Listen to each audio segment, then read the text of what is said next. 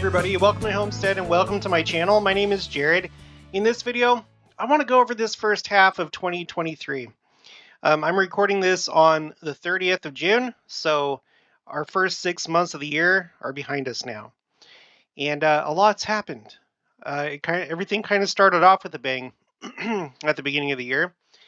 And so I thought it'd be good to go through my second coming timeline of events that I think are signs of the times, things that are important to church history, to the history of Israel, the Jewish people as well, and just significant things, as we try and watch the signs and make sense of them. So I'm going to go through everything that I have here, and this will be a good just kind of recap, comprehensive review of what we've seen this year. So first, I'm going to go ahead and include the 31st of December 2022, okay, New Year's Eve, because that's when Pope Emeritus Benedict the 16th passed away at age 95. He was the longest living pope of all time. So that's like roughly, about 2,000 years. That's interesting. It's interesting along with all the other notable deaths that took place both last year and this year, including Queen Elizabeth II. We had Jiang Zemin, who passed away at 96, the longest living president of China and leader of the Chinese Communist Party. Let me go back here in time. I'm doing this because, like I said, this weird grouping of deaths kind of like bleeds into this year. So Queen Elizabeth, she died at age 96 on the 8th of September, which was the day before President Nelson's birthday, when he became the longest living apostle or prophet of this dispensation. But anyway, she was the longest reigning British monarch and second longest reigning sovereign worldwide, behind French King Louis XIV. Mikhail Gorbachev, about like a week or two before that, he died at 91. He was the longest living leader of the Soviet Union. Shinzo Abe was assassinated at age 67, Japan's longest serving prime minister. So, you see what I'm getting at. It's very weird. It's weird. Abigail, Kawananakoa, the last Hawaiian princess, died at age 96 on the 11th of December. There's all sorts of like people, whether they were actual royalty or they were presidents, prime ministers, and I put Pele on here because he had the title King of Soccer. He wasn't an actual king, but he was he unofficially had that title. For the world of soccer, he was essentially the king. So all these people over religion, over countries, over entertainment, they're all dying. It's weird. Okay, so anyway, keep that in mind as we go through this. So after that, we have this other thing that was going on that started in 2022. There was a series of California atmospheric river storms. And since I put this on here, I hadn't really gone back to see what the fallout was, because it didn't seem like a ton happened. It seems like notable enough to have here on the timeline. And I know that there was a lot of flooding and landslides, but it didn't seem to like make really big news. It kind of did, but just while it was occurring, but it wasn't like really that big. Well, here's the update on that. So according to guycarp.com, where he goes over the whole episode, he says, according to Moody's RMS, the atmospheric river event caused an estimated $5 to $7 billion in economic losses, but only $500 million to $1.5 billion in insured losses. So that sucks for everybody that didn't have everything covered or that weren't covered at all. Anyway, $5 to $7 billion in economic losses. That seems to be the most significant thing that I was able to find out. A lot of people were affected, And there's only a couple other times, according to this on guycarp.com, that there was anything similar. So the last time would have been January through March of 1995, and then going before that. The last time was January to February 2017. Um, and then, okay, so that, and then 1995, and then before that, 1986. And then here's the economic losses. So these were a lot smaller, and it says here adjusted for inflation. These were a lot smaller compared to what happened this year. So this is something that happens from time to time, but this year it was really bad compared to these years when it happened. On Los Angeles Times, you have a little you have a graphic here where it kind of shows you um, all the well, let me read the title. It says Volcano, Climate Change, Bad Luck, Why California Was Hit with 31 Atmospheric River Storms. And then here is a graphic that shows you not just California, but the whole west coast of the United States being just pummeled by storm after storm after storm after storm. Okay, so that's how we started the year. We started it with this atmospheric river storm event, and then this ongoing thing where all these kings, popes, um, whatever, are dying. You know. Okay, so after that, the first entry, the first separate entry that I have is there was a 7.6 earthquake in Indonesia on January 9th. I put this because last year this was the largest that this was the largest size of any earthquake in 2022 was 7.6. And right off the bat, starting out the year, that's how we started in 2023 with a 7.6. um, so that's interesting. I did a video recently where we went over earthquakes, so I would encourage you to watch that. But so far, it's been an interesting year, at least as far as earthquakes that range from 7.0 to 7.9. We've already had 14 of them, and last year there were only 11. And we're only halfway through the year. Look at 2021, there were 16. We're only 2 away from that. I would assume there's probably going to be more in the next 6 months. So as far as earthquakes within this range, I think that's kind of extraordinary. Okay, so let's go back here. January 10th, the last king of Greece, Constantine II, passed away at the age of 82. He spent most of his life in exile, but he was the last king of Greece. It's weird. Lisa Marie Presley passes away, the Princess of Rock, age 54, just 2 days later. The San Juan, Puerto Rico temple is dedicated on the 15th of January. I might have to update this, but it seems that about the 15th of January, that's when this California flooding / atmospheric river event ended. On the 17th of January, foxes were seen at the Temple Mount, and there was an interesting story covered about that on Israel 365. It has to do with some scriptures, and it was just a rare but a interesting thing that happened. And it seems like they're taking it as a sign. There were a bunch of people in Israel that felt like this was a sign and of things to come. So that happened. Okay, and then on January 17th, that same day, Lucille Randon passed away at 118 years, 340 days old.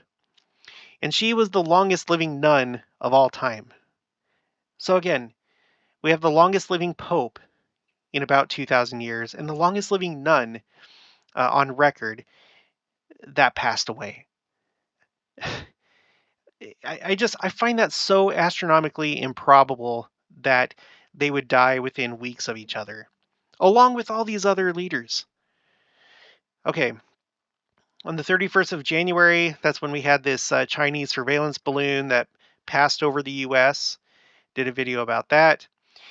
On February 1st, there was a comet that came close to Earth. It was visible to the naked eye, and that's why I have it on here. Uh, the videos that I did about this had to do with the fact that when there's a comet that's coming and it's going to be visible to the naked eye, we may want to take notice of that because of something that Joseph Smith said about the sign of the Son of Man. That whenever it appears, um, people that are not religious, scientists, secular people, um, the worldly, they're going to look at it and think that it's some kind of natural phenomenon. And he specifically mentions a comet, that they're going to think it's like a planet or a comet or something like that, not realizing that it's Christ coming with um, the hosts of heaven with him. So anytime there's a comet that's coming our way, that especially if it's going to be visible to the naked eye, I think that we should pay attention to it, and that's why I put this here. It didn't turn out that this was the sign of the Son of Man. There were some interesting things that went along with this comet, but you'll have to just go back and find that video. Just do a search on my channel for comet, and you'll find it. But so we had this. We had a comet that came that was visible to the naked eye, and maybe one of these days, it's not going to be a comet. It's going to be the sign of the Son of Man. Um, okay, the next day, which is interesting that this happens the day after the comet comes the closest to Earth. The next day, there was an unprecedented vortex on the sun's north pole. And here it is. Just watch up here. And there it is. Essentially just a big, well, yeah, a vortex, spinning stuff around the North Pole. Some people, or I think there was a couple articles that kind of likened it to a crown on the sun, which is an interesting thing, symbolically speaking, right? When the Son, Jesus Christ, comes, he's going to be crowned and he's going to be king of the earth. But anyway, this was something that, at least with as large as it was, it had never been seen before. It had never been recorded. Okay, so that happened. On the 3rd of February, the day after that, there was the East Palestine, I know it's pronounced Palestine, Ohio train derailment. And I'm sure everybody remembers that. Uh, just because it was like very visually striking with all the black smoke. Um, that kind of like gave this story a lot of shock value. And then on top of that, just all this toxic stuff in this small town that everybody has to now deal with that lives there. And this is like an ongoing thing, obviously. We're gonna have to wait and see. Are people gonna get cancer and other have other diseases? Most likely. So that happened. Um, the day after that, the Chinese surveillance balloon was shot down by the U.S. So that was going on for some time. Okay, and then 2 days after that, there was a 7.8 earthquake. So now this was bigger than any earthquake last year in 2022. And this earthquake was pretty severe. It was pretty severe. Again, I refer you to the video that I did recently, just like a video or two ago, about earthquakes this year. And here's the death toll by year.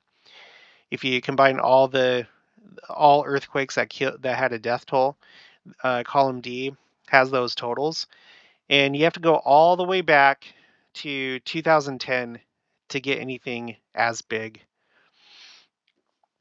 It was very deadly. Not only was it deadly, but this is the one that created this.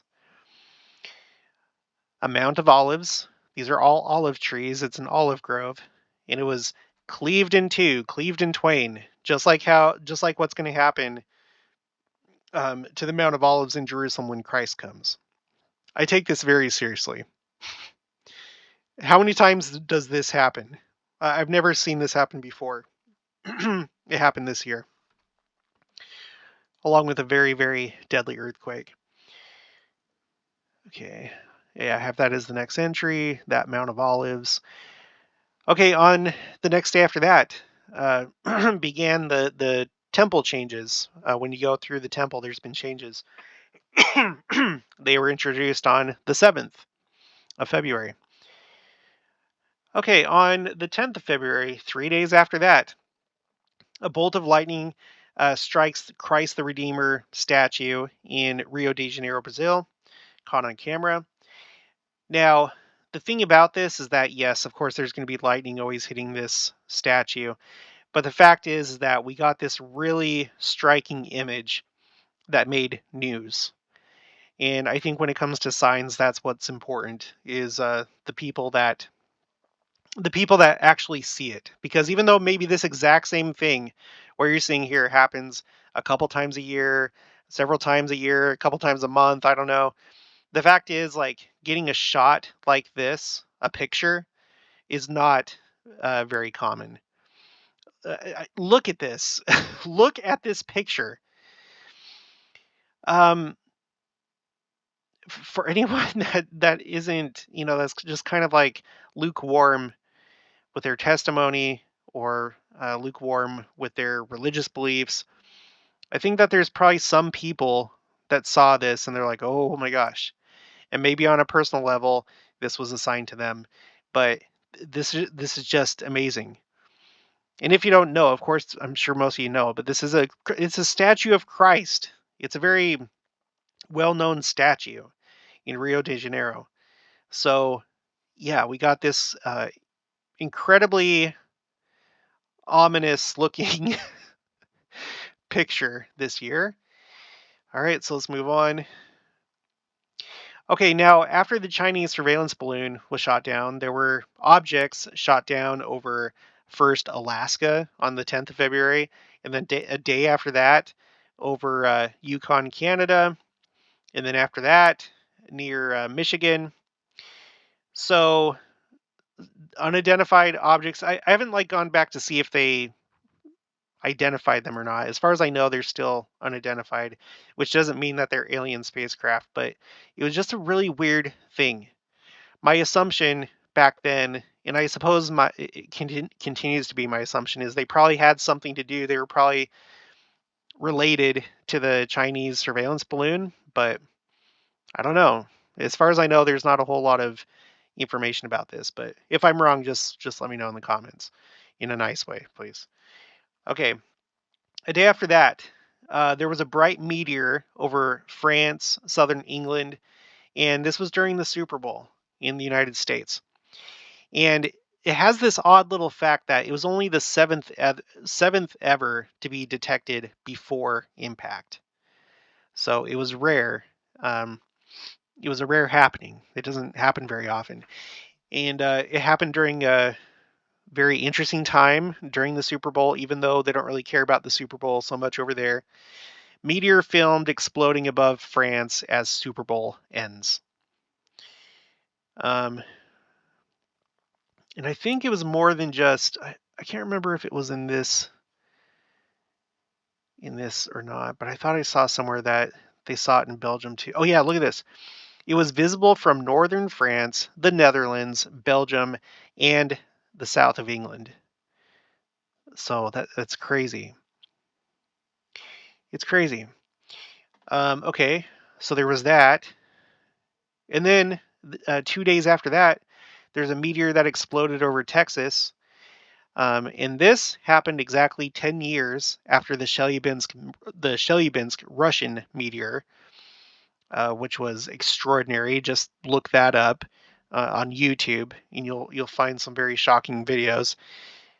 And this is what made me just wonder, and I don't know, I know I've mentioned this a number of times, but if these countries have been able to deflect meteors, because we know that they have those programs, and they're supposed to be to protect Earth from planet killers, but if they can be used in another way to deflect meteors toward Earth, and if they have a way to guide them to a specific location on Earth, they can be weaponized.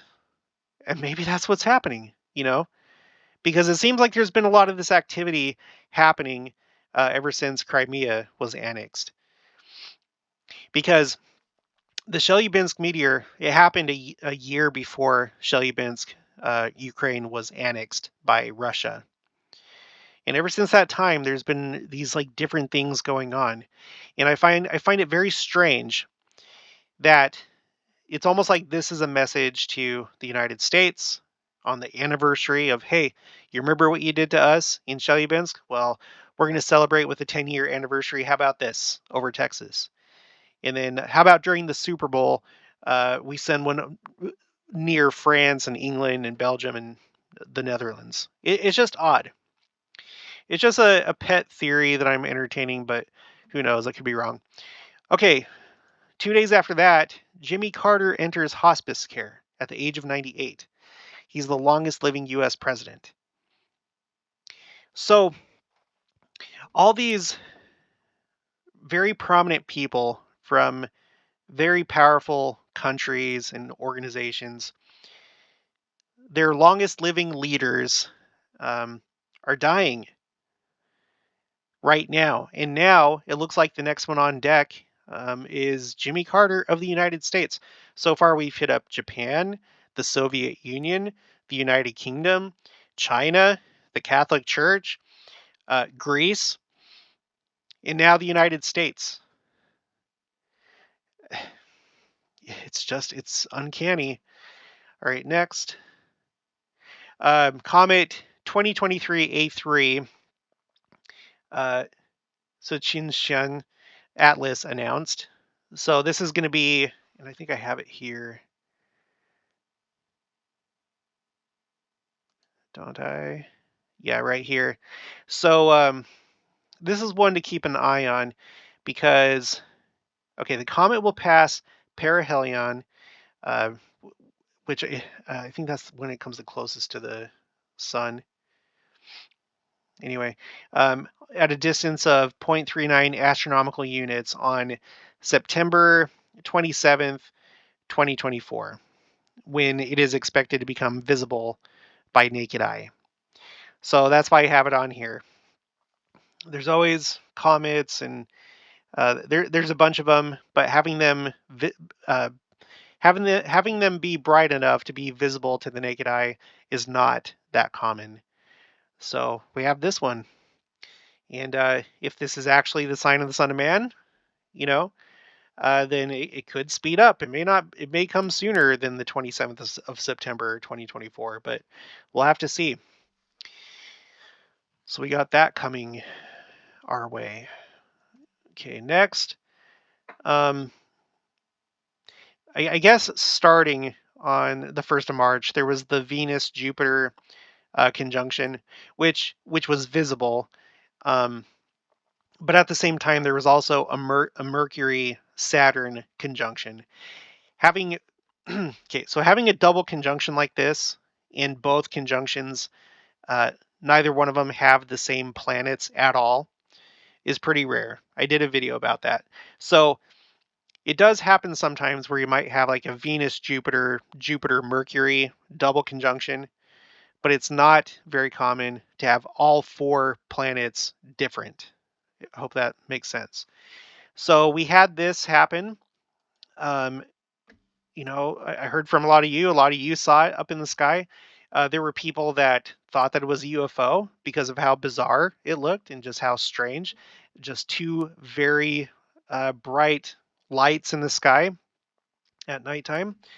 Uh, Virtually every article that I have looked up about it called it like a celestial kiss between Venus and Jupiter. So, but I'd like to know if you remember this happening or if you've already forgotten it.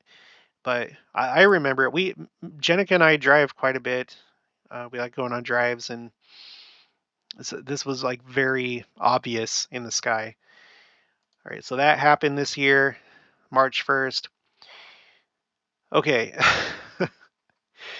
In April, I don't have an exact date, but in April sometime, Betelgeuse, which is the 10th brightest star in the sky normally, and it's the right shoulder of Orion, of the Orion constellation.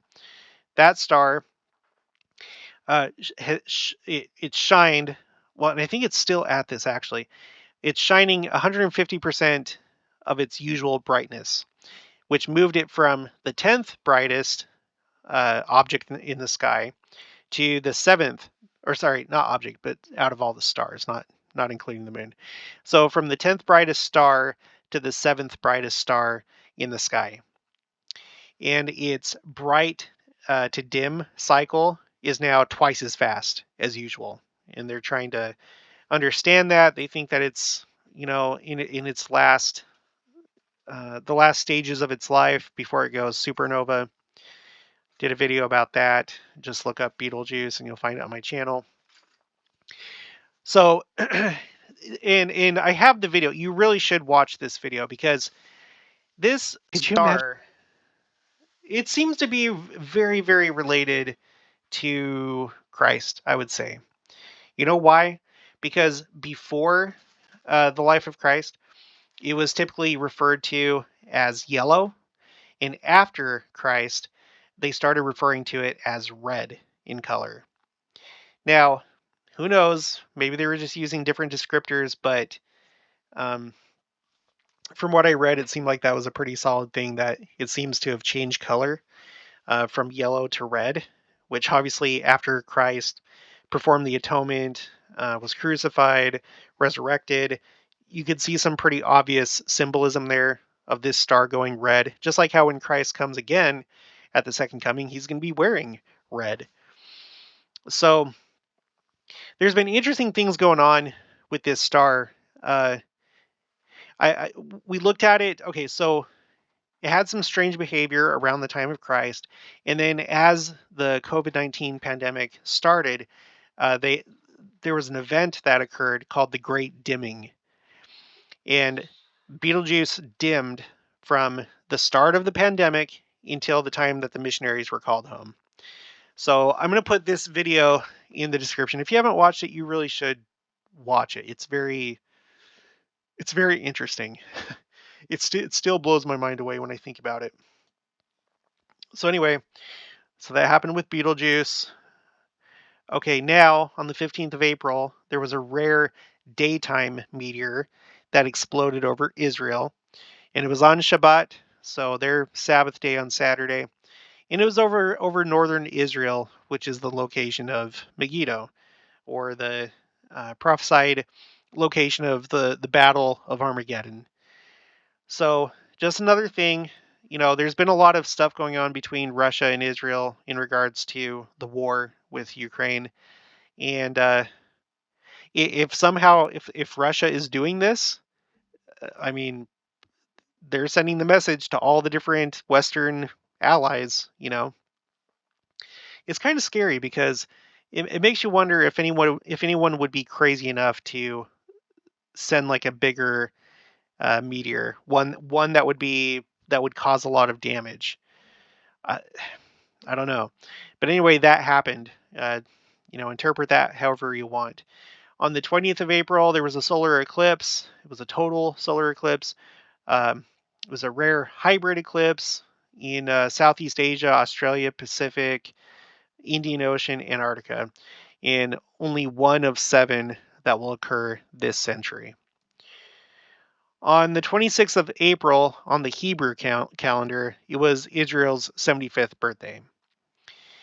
And we've talked about the significance of how long Israel has been a nation. They're currently in um, they're in the 8th decade. Okay, so this is their 8th decade, and they have this concept of the curse of the 8th decade, that Israel as a unified country has never lasted more than 80 years. I've done videos about that. Just check out my The State of Israel playlist. So they're right in the middle right now of they're right in the middle of the 80 or the 8th decade. Okay, on the 6th of May, that's when King Charles III was crowned during his coronation. 40th monarch coronated, or I was told that that's wrong. That is coronated a word, or is it just crowned? I'm going to find out right now. Coronated.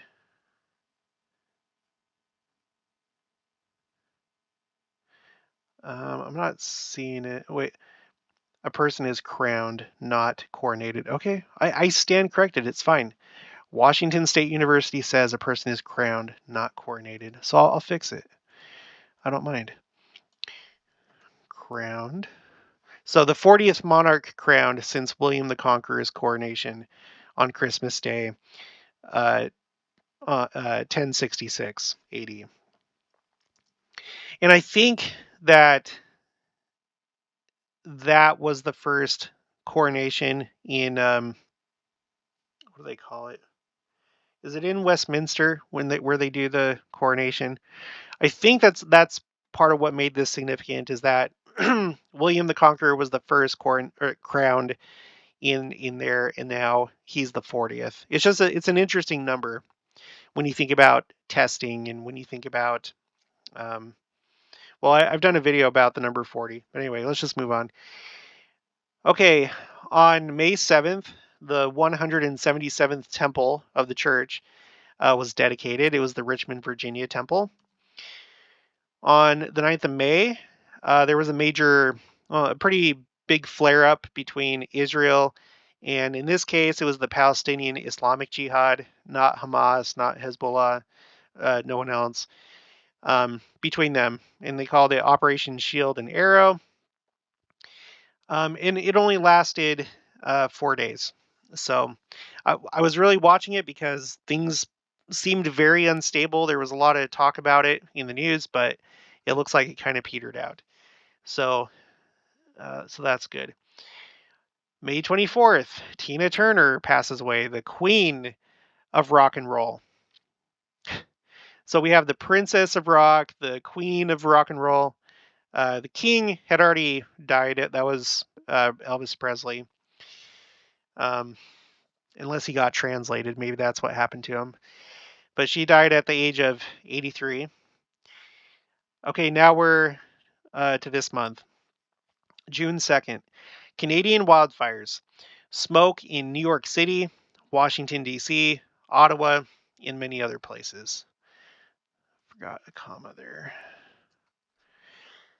Which left us with skies like this. Intense smoke fills New York City and forces a code red in Philadelphia as millions from the East Coast to Canada suffer from Quebec's wildfires. And look at that. That is horrific. The different stories that I covered said that there were all sorts of different colors going on with this thing from day to day, hour to hour. But this included a lot of major cities, including the nation's capital, which I think is significant. I count this as a sign because signs are meant to warn you. They're meant to let you know, hey, something's about to happen. And so, if you're living in New York City, a very, very influential city, a cultural center, an economic center, a power center, as well as Washington, D.C., when it happens in places like this, it should catch everybody's attention across not just the nation, but the entire world, because these are world cities as well.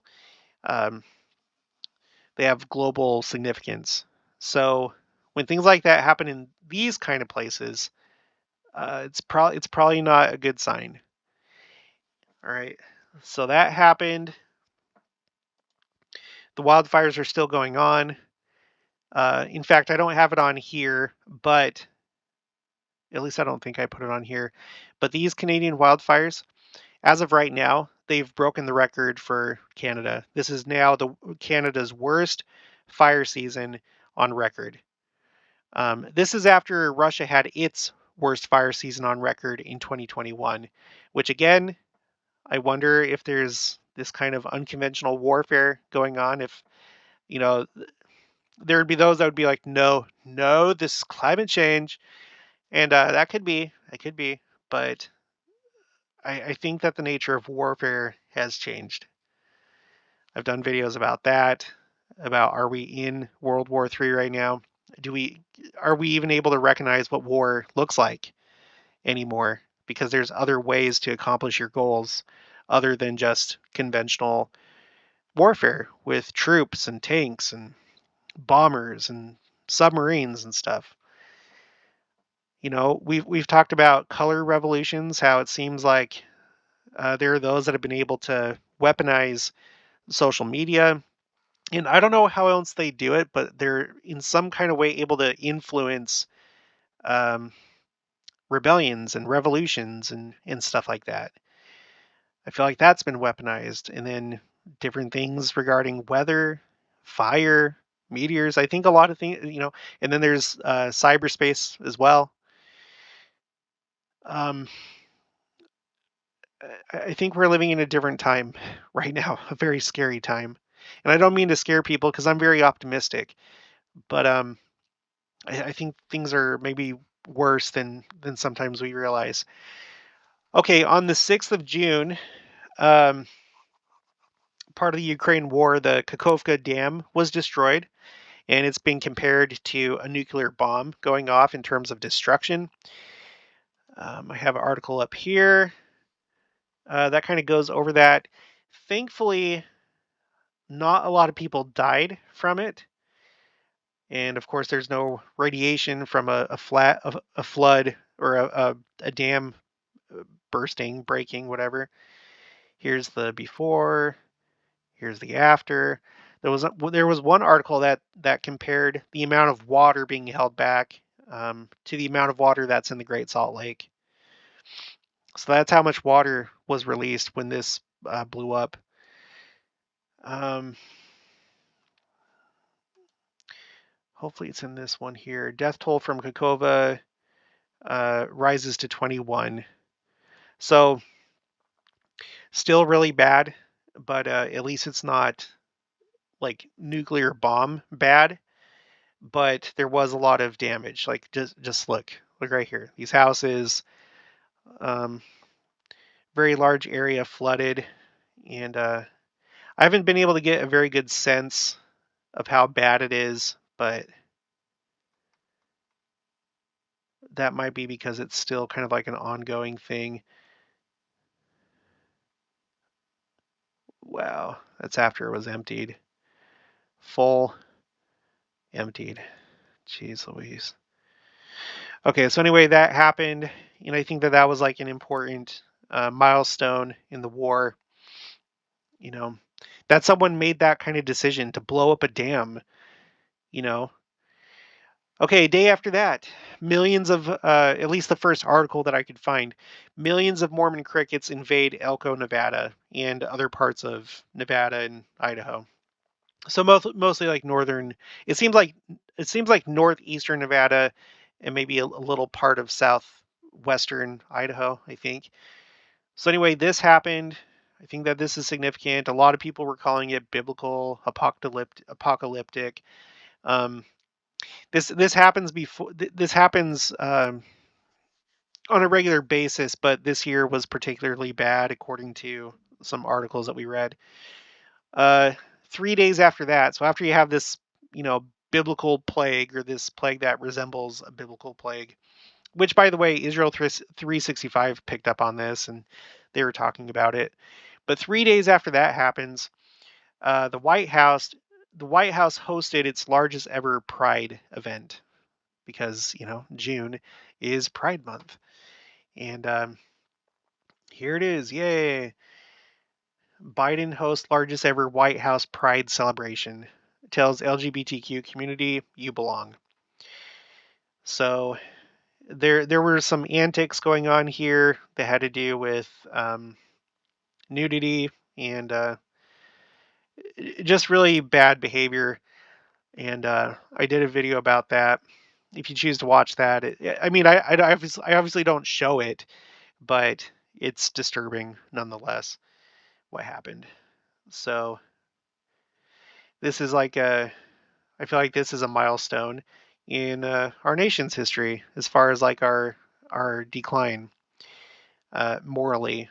You know, this was the largest ever event to celebrate this thing. To celebrate this, it's just I don't know. All right. So anyway, um, 8 days after that, the Helena, Montana temple was dedicated. Uh, That was the first one that is part of this modular series that they're doing so that temples can be built quicker. The Helena, Montana temple, which was the 178th temple of the church. Um, June 22nd, the cricket thing started to subside and was essentially over. Okay, now just 6 days ago, there was the Wagner Rebellion. 25,000 conduct a justice march, ends within 200 kilometers or about 125 miles of Moscow. I know that there's people that dispute this, but I'm just going to go with what it says in the news. Regardless, this was also another big milestone, maybe turning point in the war. If you go and look online right now, they're talking about all sorts of different scenarios, how this has weakened Putin and could lead to a coup, a revolution, something like that. Again, I don't think anybody really knows anything. We just have to wait and see what actually happens. And that's the approach that I prefer to take. Instead of trying to predict things, I just want to see what actually happens and take stock of what has happened already. So that was really significant. 2 days ago, there were all these reports of smoke, just like the smoke that was in Washington D.C., New York City, Philadelphia, Ottawa, Canada. Now it's in the Midwest, mostly the upper Midwest, but you have big cities: Chicago, Cleveland, Detroit, Indianapolis, Louisville, Pittsburgh, St. Louis in Missouri. And then the states: Illinois, Indiana, Kentucky, Missouri, Ohio, Pennsylvania, West Virginia, and Wisconsin. Those are the ones that I found articles for. So I think that that's significant. It's causing a really dramatic scene in all these cities with all these people that live there, and it's associated with Canada's worst fire season on record. It is apocalyptic. It's a warning. It's a warning. All these things are warnings. So I feel like it's been a pretty crazy year, honestly. Now, I may have missed some things. I'm sure that I did. So I'd like to reach out to you. If you could email me articles for events that I should include on here, then feel free to do so. Don't send me things for stuff like, because I feel like someone's going to send an article for the submarine that imploded. Although that was like a very big story, I'm not sure that would be indicative of a sign that has to do with the second coming. It could be. If you think it is a sign that has to do with the second coming, then just explain why. And don't feel hurt if I don't include your suggestion. It's not personal. I'm just trying to do the best list that I can.